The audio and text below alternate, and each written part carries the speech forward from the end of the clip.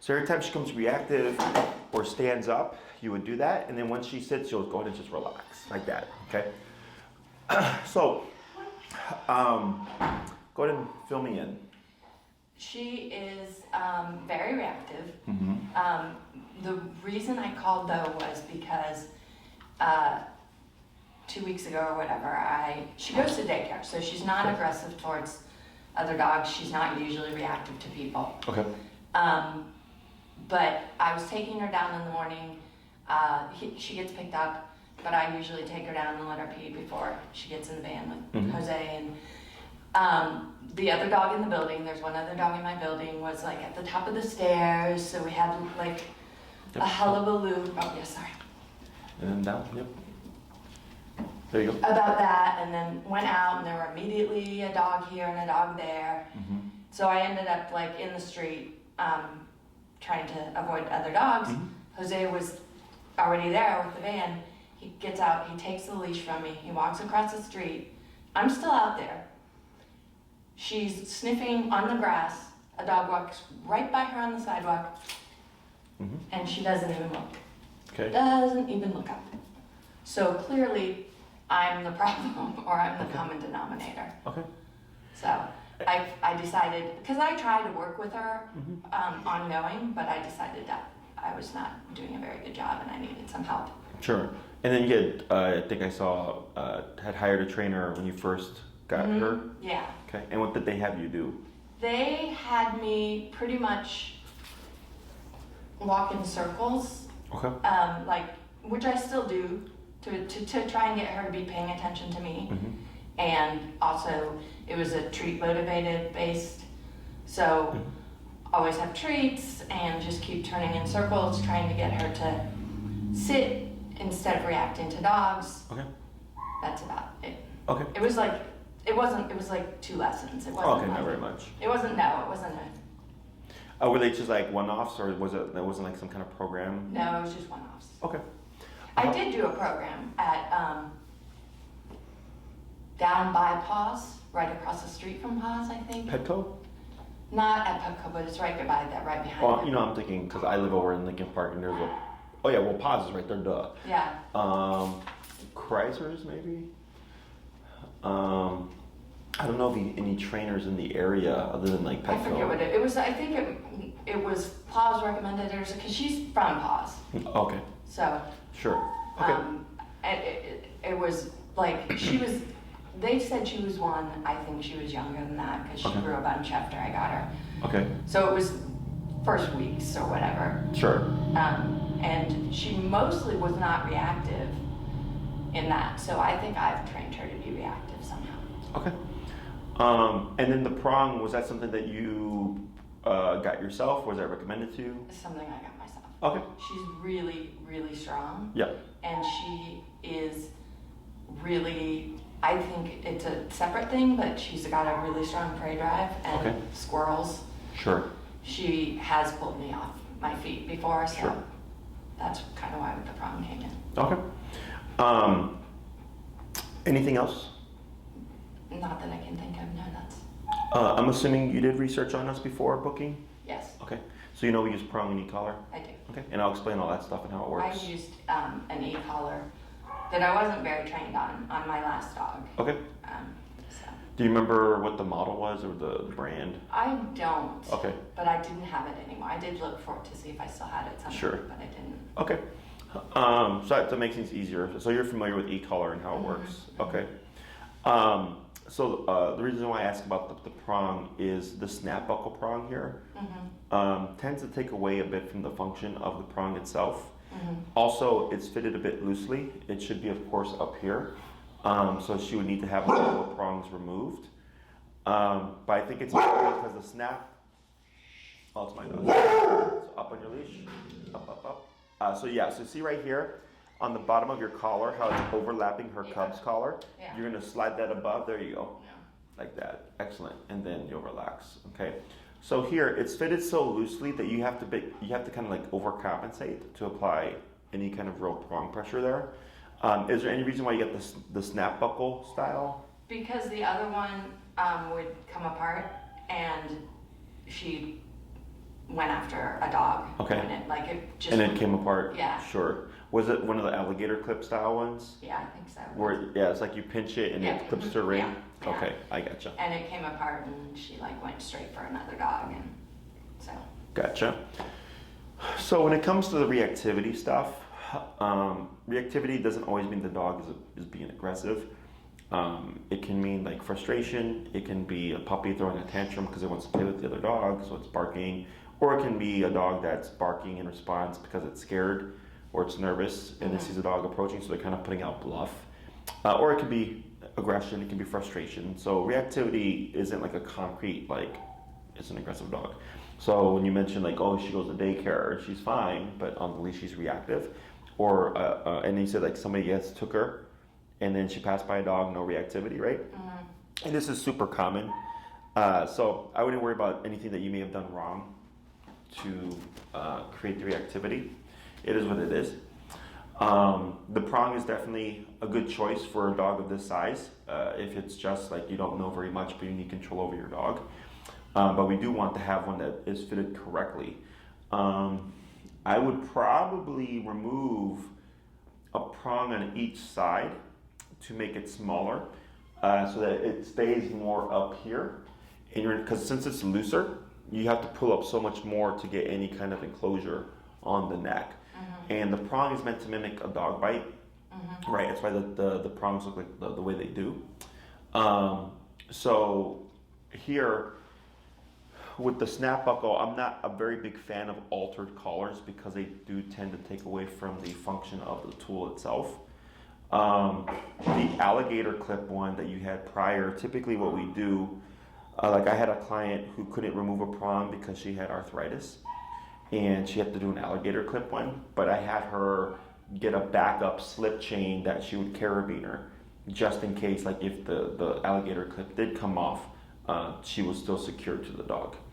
But with appropriate training, like it doesn't really matter, like what you use, okay? Because we train primarily with e-collar.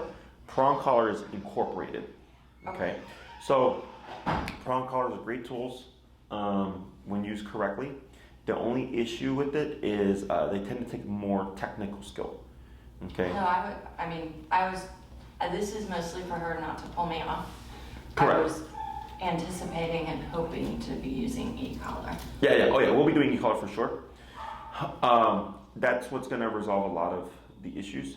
So the first thing that we always teach with e-collar is heel, which is of course walking on a leash without any kind of tension. We teach a very strict heel. If I take 5 steps, she takes 5 steps, I take 3 steps, she takes 3 steps. When I stop, she automatically sits.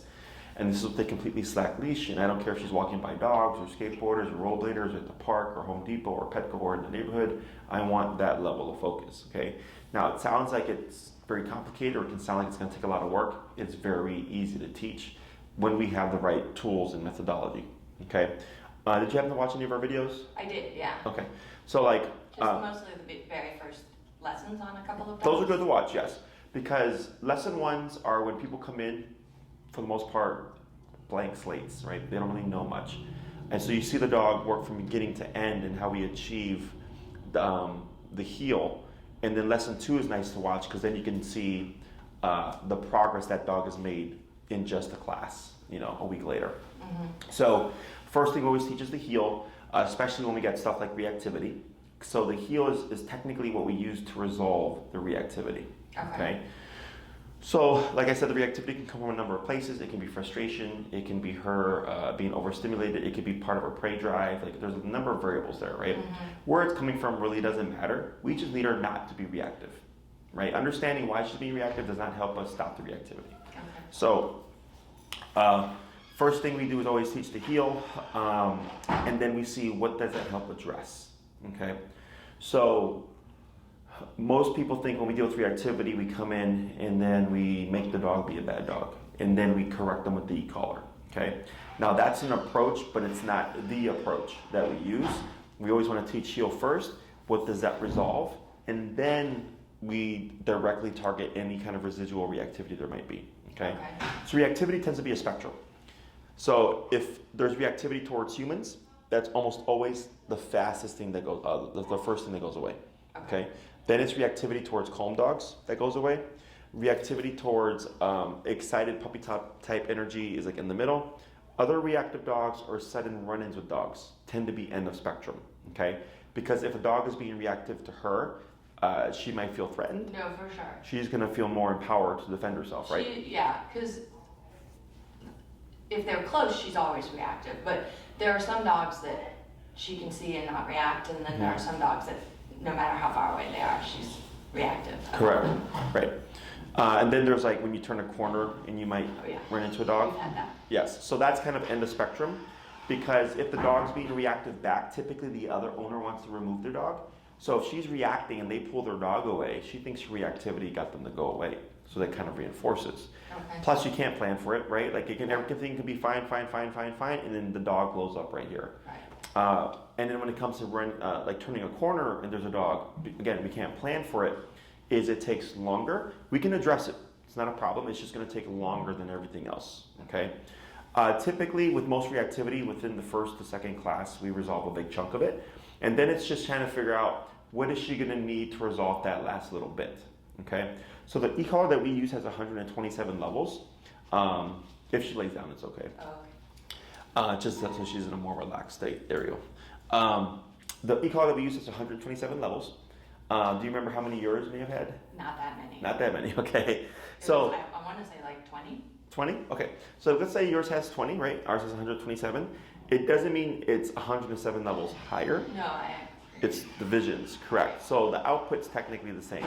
We just happen to have more levels for more nuanced.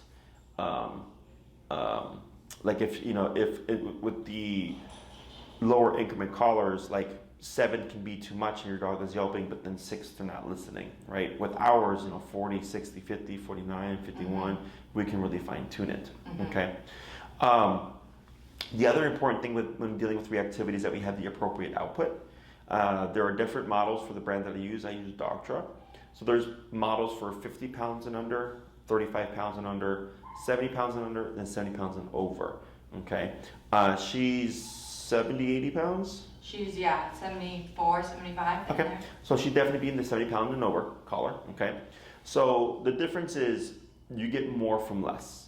So if you went like the 70 pound and under collar, her number could be 60, but on the higher power collar, her number could be 40. Okay, so you're getting more power from less. And I always tell people, do you want to opt for more? Because it just gives you more wiggle room, okay? Questions on any of that so far? No, I don't think so. So when it comes to like addressing the reactivity stuff, we'd have class 1. I no longer handle the dog really, unless I absolutely need to. I coach you through everything. Okay. So I'm sure you've seen the videos. There's a client. I'm there. Yep. Give them the instructions, and they do it all themselves. And at the end of the class, I give them their homework. Go off and do your thing. Come back class 2. How's it going? Did we get progress? No progress. How much progress? Right. And then they might say like, Jesse, like you said, everything else was easy, but other reactive dogs is like really hard, or dogs behind fences. So then I kind of give them insights. We'll most likely have to go higher on the collar to stop the behavior.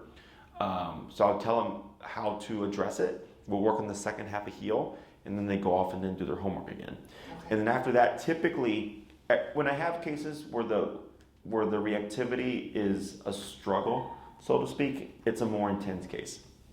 So I had a young lady with a pit bull who was very reactive, who would redirect and like jump towards her and stuff like that, and like bite the leash. And I think she did 9 classes maybe, but like we were at class 4 and it was just, there was no real change in her dog's behavior. The dog was being very reactive. Okay.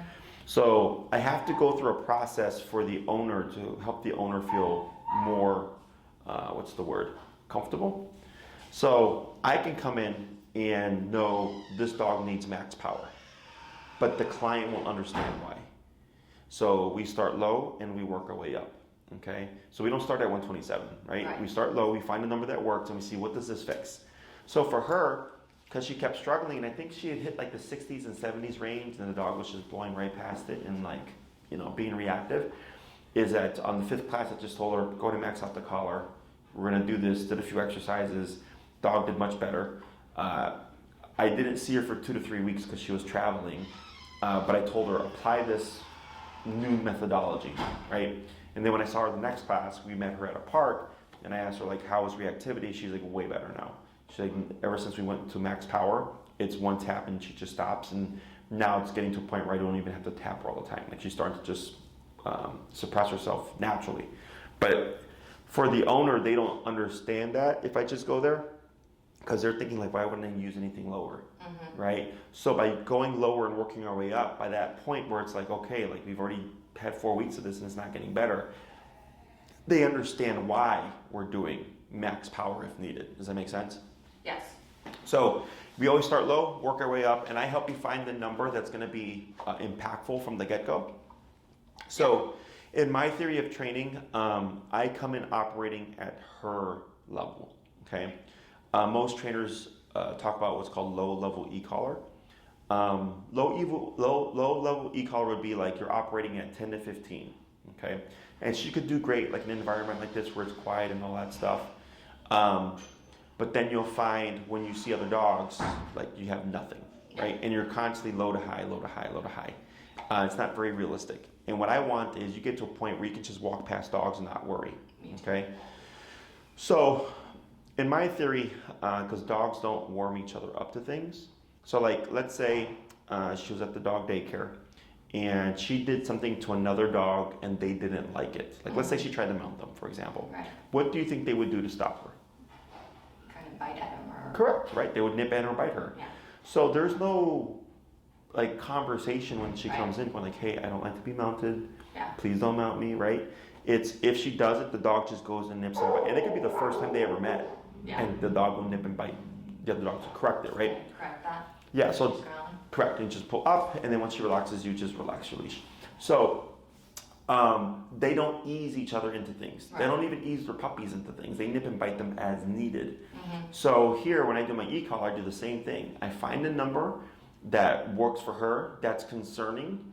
So my general rule of training, I go, if your dog is yelping, you're probably too high. If your dog's not listening, you're probably too low. Okay, we want somewhere in the middle.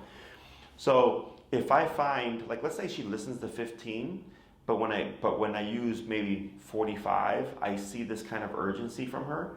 The urgency means she's worried about the e-collar, and we need her to be worried about it in order to make it important. Because if it's not important, she's not going to do it. And if she doesn't do it, you're going to still have reactivity. Okay. So from the get-go, this is why I usually have pretty quick progress, because I don't try to ease the dog into life. She's already been around for over a year, right? She knows what life's like. 5. There you go. More than a few years. Is we can just come in like another dog would, but it would still be appropriate to her. Okay. So I don't pick the number, your dog does, but I help you through all that stuff. Okay.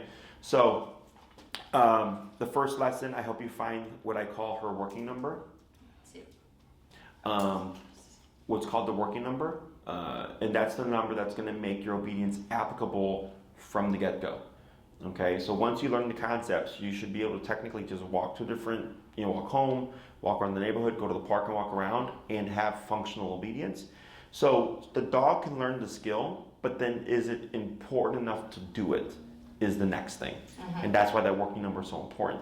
So if I find at 50, let's say we're outside at the park and we're training, and I find that 50 is her perfect number, and she's at your side, she's non-reactive, all that stuff. And I give you your homework, and then you come back and I ask you, like, how'd it go? And you're like, man, Jesse, she was like really reactive. First thing I'm gonna ask is, how high did you go in the collar? And if you go, well, I went to 20, I'm like, well, that's why you had a bad week, because we were operating at 50, and at 50 she was really good, but you're operating at 20, and that's why she's not listening. Does that make sense? Yeah. So that's usually the biggest thing that I struggle with my clients, is just getting them comfortable with going higher on the collar as needed for the dog. And we do get some dogs that are so intense that, you'll correct them and they'll yelp, but they'll keep lunging and barking. So the owner's like, well, Jesse, they yelp, so like I can't go higher. I'm like, no, you can still go higher, because they're still willing to gamble the behavior. So if I correct the dog to stop doing something and they continue to do the behavior, regardless if they yelped or not, clearly what number I used was not enough, because they continue to yelp, right? So then I help you kind of figure out all that stuff. But as long as you're willing to go to the extent needed, we can address the issue.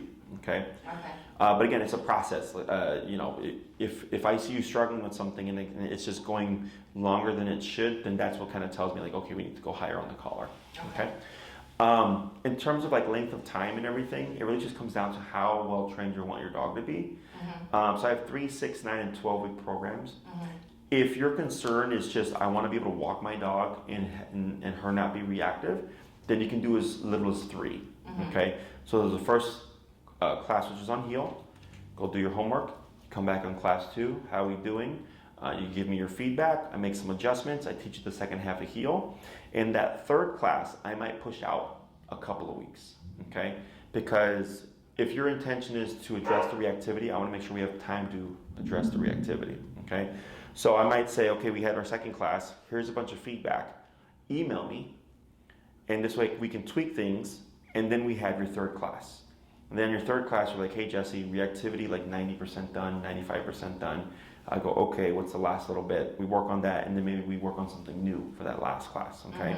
But the 3-class program, the intention of it is solely for clients that just want to work on the dog walking and leash reactivity, but really don't care for anything else, okay?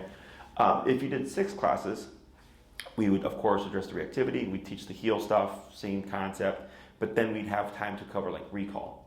So 2 most important things a dog should know are walking on the leash and come when I call you. Yeah. Okay.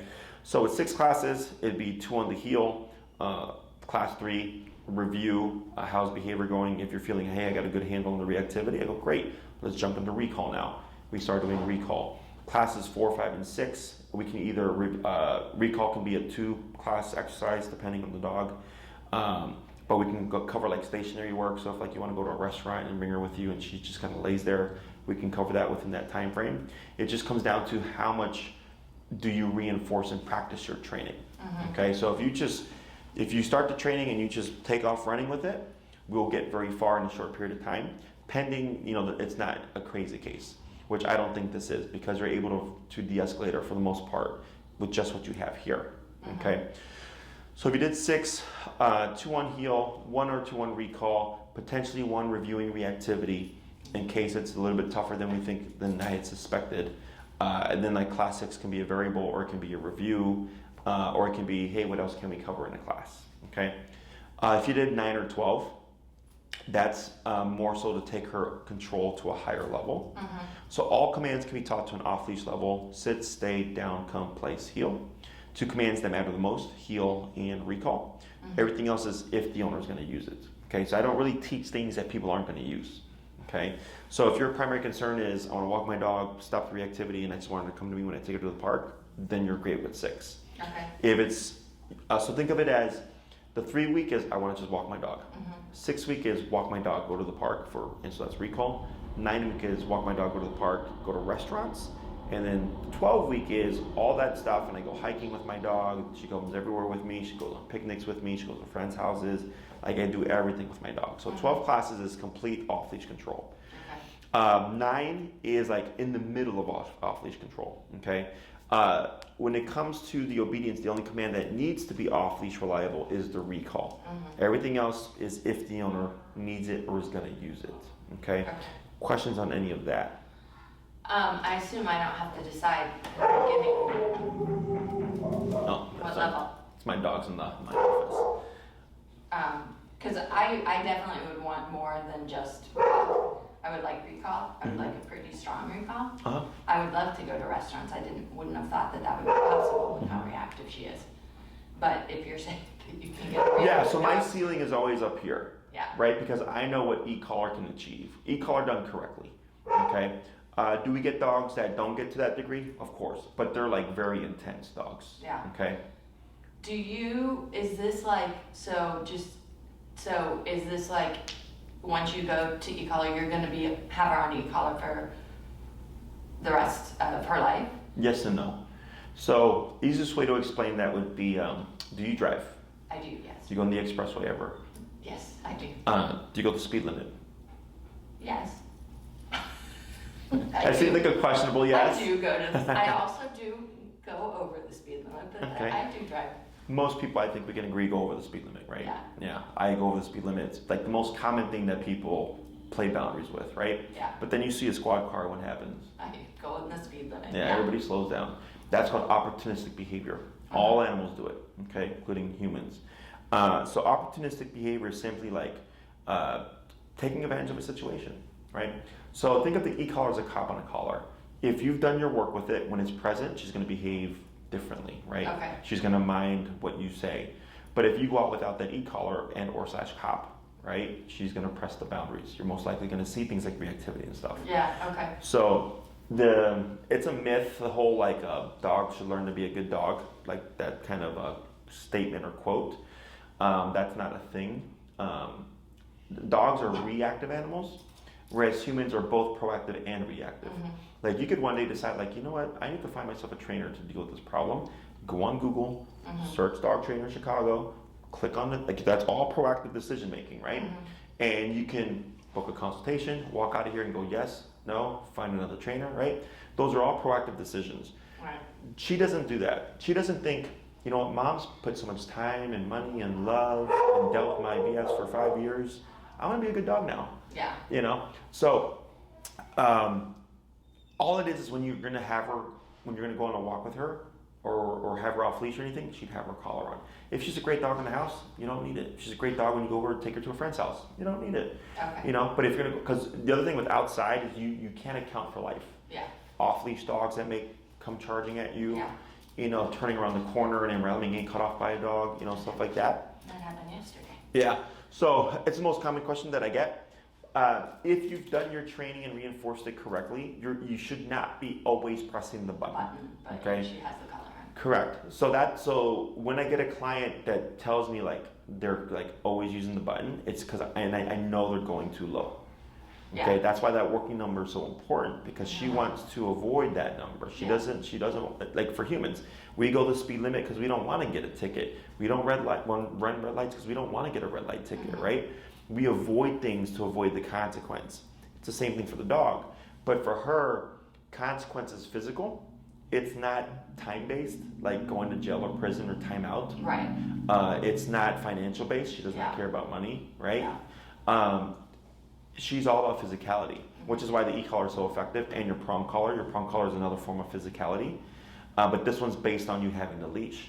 So then, like, let's say she did great with the prong collar, but then as soon as you unclip the leash, all of a sudden you no longer have control. Now the dog's going to act up, right?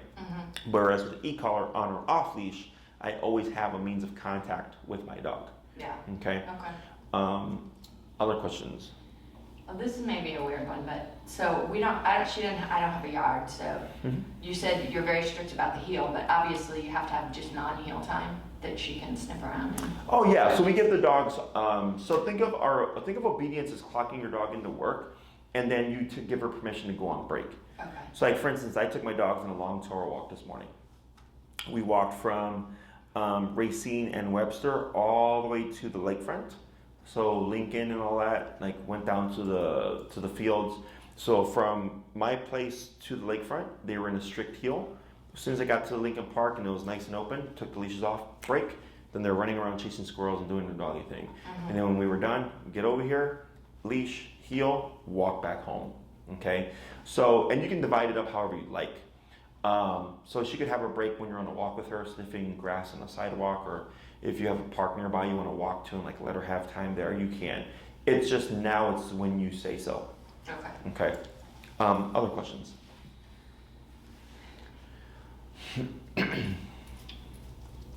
I'm just trying to digest and think.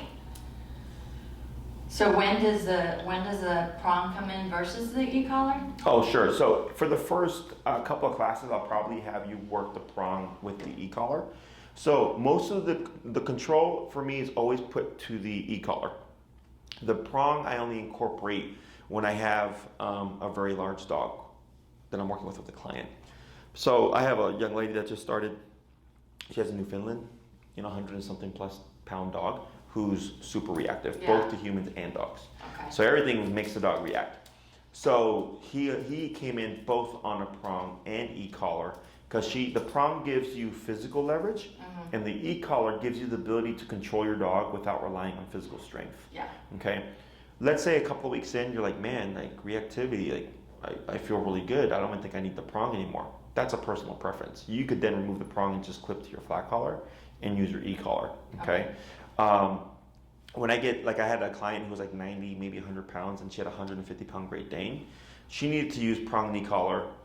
Yeah. For anytime she walked that dog, because he was so much bigger than her, right? So I leave it as personal preference. So we use it for the first couple of classes because it's going to give you more leverage, so that she doesn't get to pull you down or anything like that. And if you come across a moment where it's like sudden, the prong gives you that immediate control until your e-collar can kick in to de-escalate her if needed. Otherwise, if you get to a point where you feel like really confident in your tool and you don't think you need it, then you can not use the prong and just go to your e-collar. Okay. You mentioned squirrels with your dogs. So there's certain places where she is just literally, and right now they're all over the ground. So she's doing nothing but trying to find and chase squirrels. So I could theoretically control her reactivity when she's on leash. If I get her to a point where she can be off leash, I could let her chase squirrels and still control her reactivity when she's on leash. Yes, and her prey drive. Okay, now the exception being if she has very crazy prey drive. Okay, not saying that you can't control it, but to give you an example, I had a client that I worked with a few years ago, and she did 12 classes with me for off-leash control. And I don't know, I think it was because she started training in the winter, and then not until towards the end of the program did she notice, like, hey Jesse, like my dog has really crazy prey drive. And I was like, because she had rescued the dog, I think it was winter, started the training. Spring comes, exactly.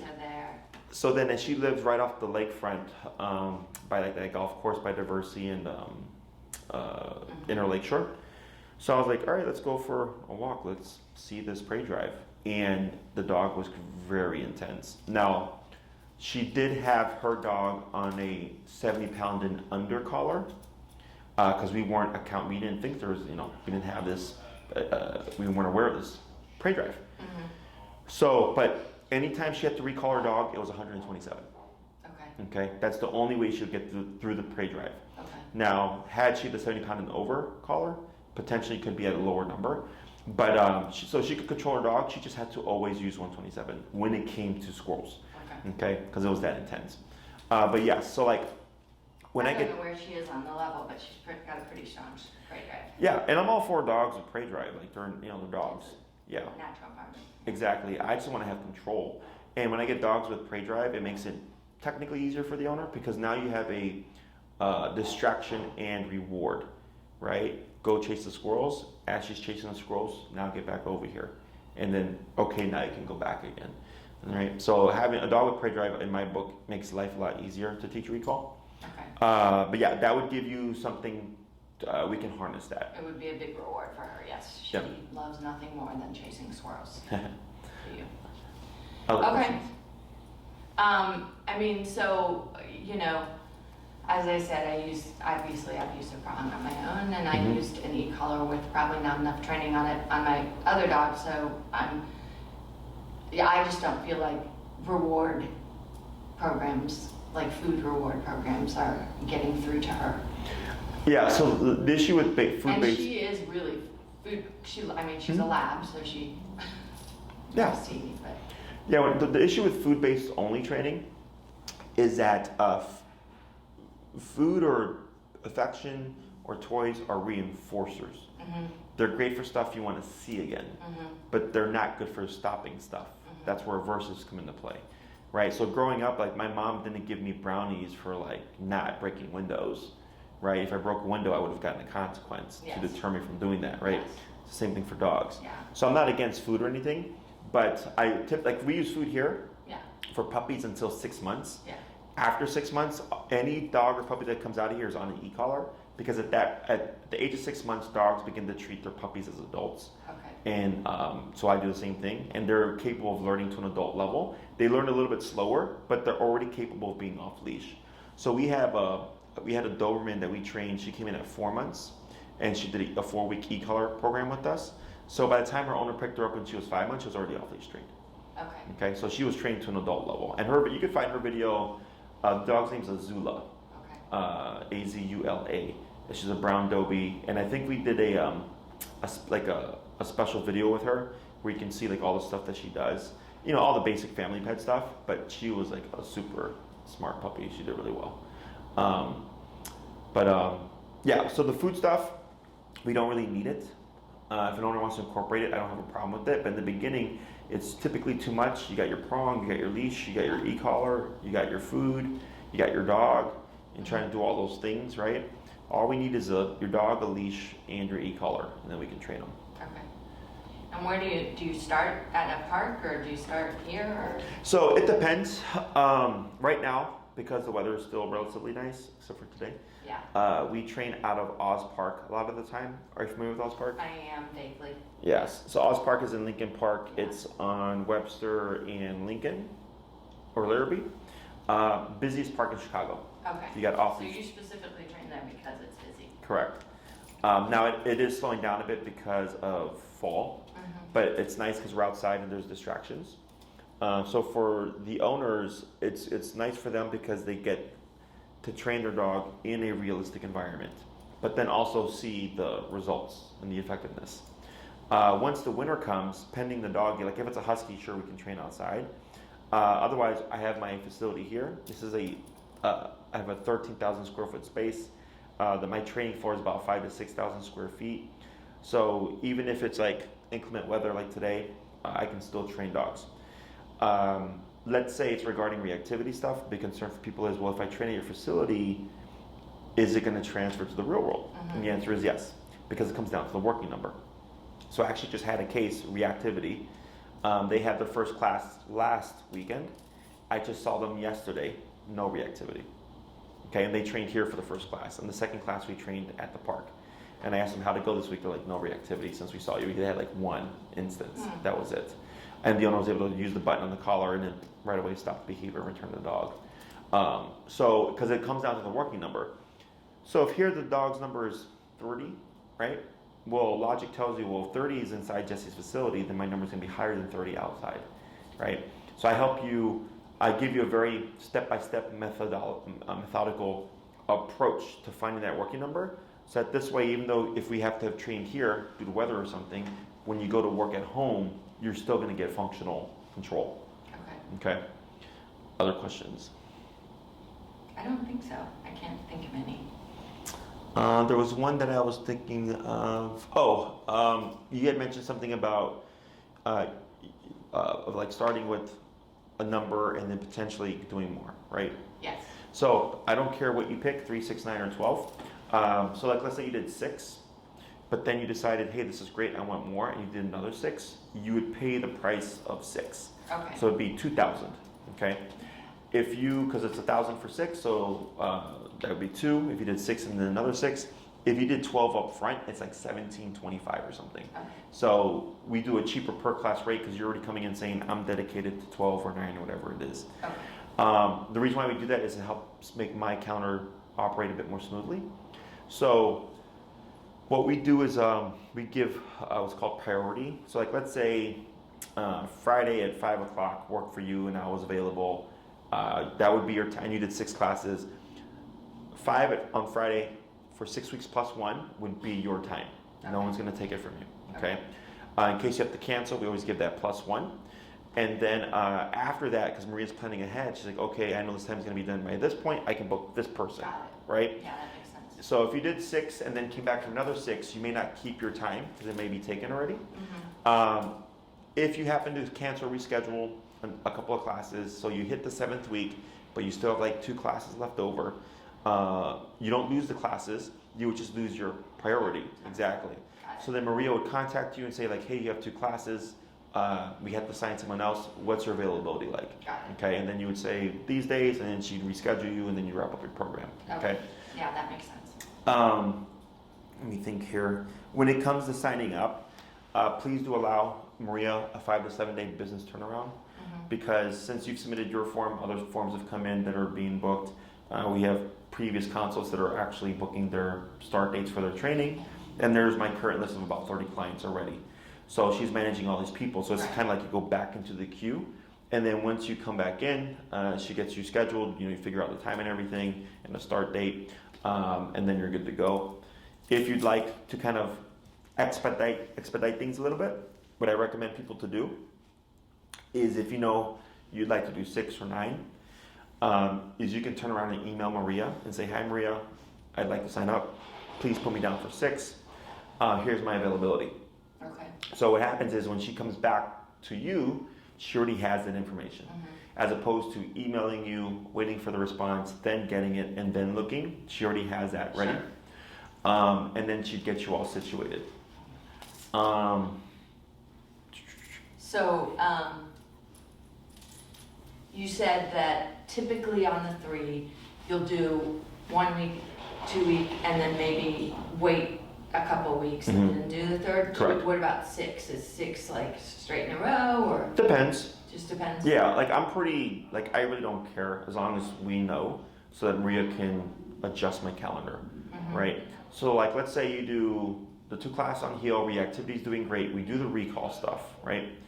And you really want to try to build those things to a higher level. Like you can build heel and recall to off-leash within 6 classes, but you would need more time, right? So then you do 2 on heel, you do your recall, and then you can say, hey Jesse, I'm going to take a month because I want to practice this stuff and get it as far as I can. You do that, and then you come back for class 4, and I go, show me what you've done. And I go, okay, this still needs to be worked on, right? And then you can take more time. Or you can decide, what's the next thing that we can learn? I feel like I'm really good with what I have so far. Then you can do the other classes.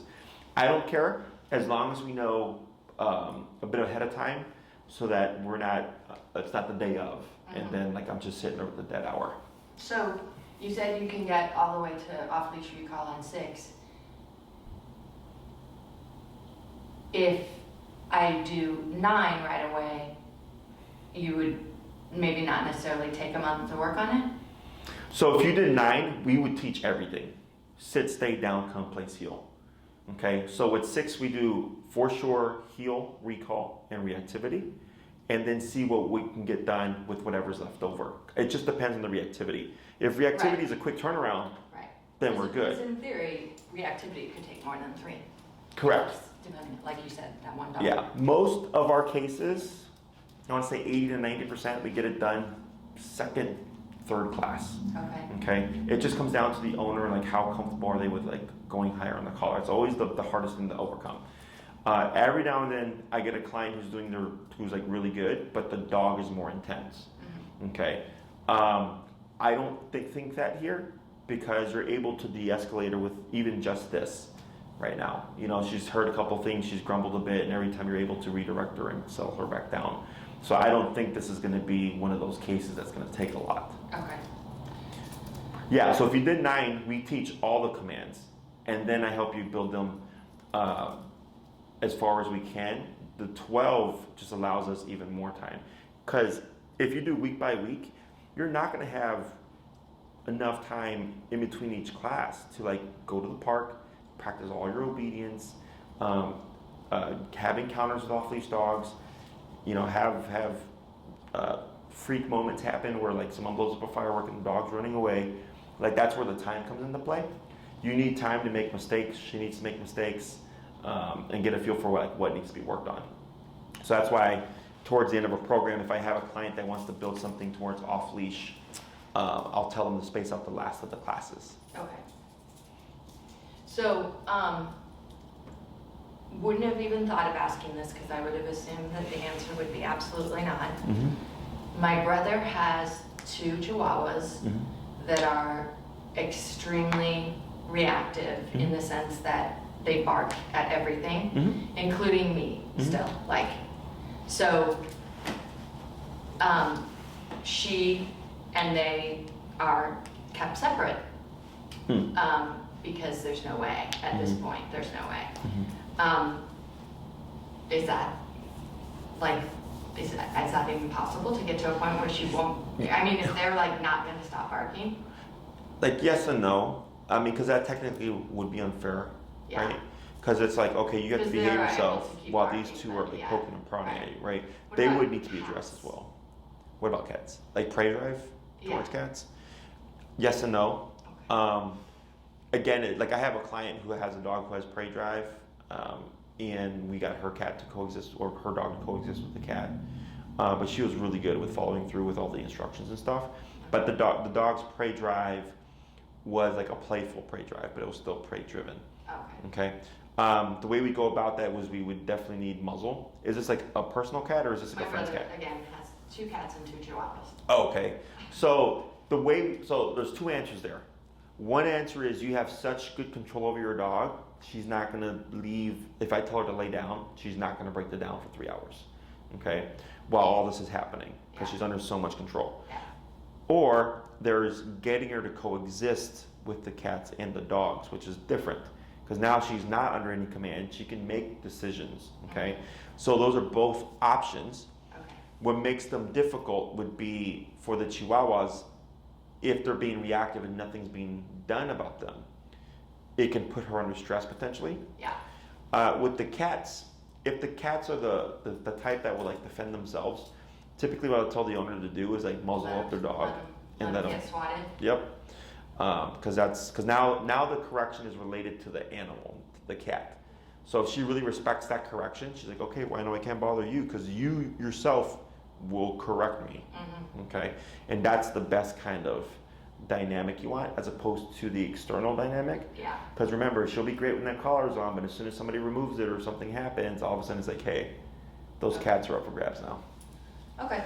That's probably something I'd think about later anyway, but I was just curious because, yeah. So, okay. I think about it. I think I'm probably going to do it. I think I would probably, I'm between like maybe 6 to 8 weeks. I'd really love to have a recall on her, a good recall. Obviously, we're starting to get near the holidays coming into play then, so you just, as long as you know ahead of time that I'm going to be out of town. Oh yeah, it's not a problem. Yeah. Just, you just handle that to Maria. Yeah. Usually for the holidays, like I'm almost always off during that Thanksgiving to Christmas time frame because so many people travel, and I might have like 2 clients. I'm like, I'll just take the time off or whatever. Yeah. But as long as Maria knows she can plan around it, it's not a big deal.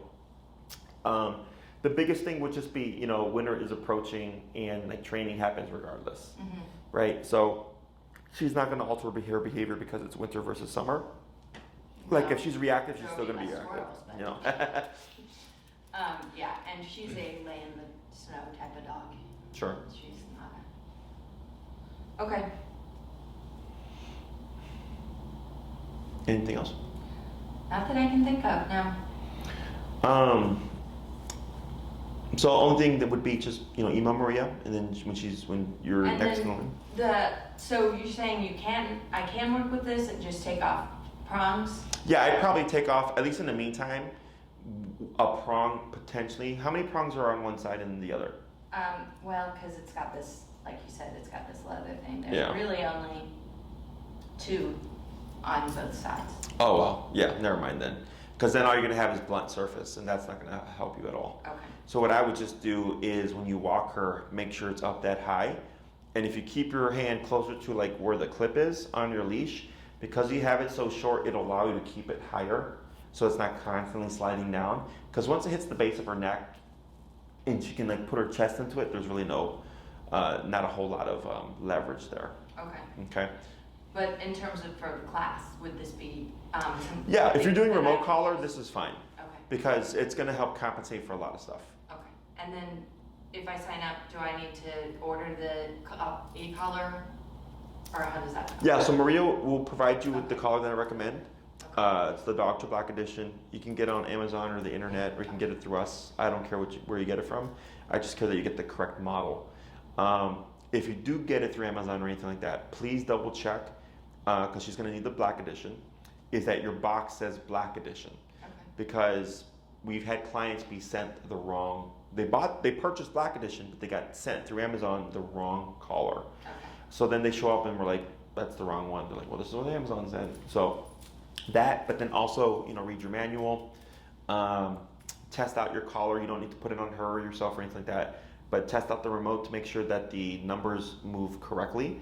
They move in increments of 1, 2, 3, 4, 5, 6, all the way to 127. So if you're moving the dial and it goes 1 to 22 like this, and it's kind of jumpy, you need to return it. Okay, that's a lemon. We've had that. It's rare, but it happens because it's electronic.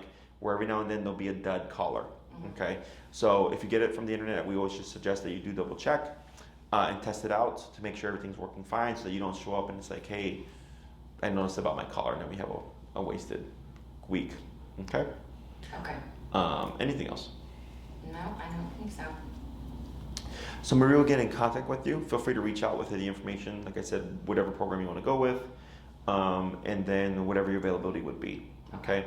And then once your time is up, she will get in contact with you. If there's anything that you forgot to ask, you can email her and she'll get in contact with me.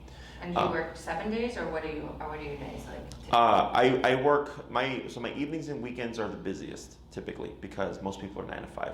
Yeah. So if you have daytime availability, it's easier to get in sooner on a weekday because people are typically working. But yeah, I work as needed. My days off are Wednesday, Thursday. Okay. So I don't have any weekends. I'm still working from home, so I have a fair amount of flexibility. Okay. But she doesn't get home from daycare until about 2. Gotcha. So I'll look in. Anything else? Not that I can think of. Well, if anything else pops up, feel free to send us an email. Otherwise, it was a pleasure. If you need anything else, you can just let us know. Okay. Thank you. You're welcome. You've been antsy the whole time, haven't you?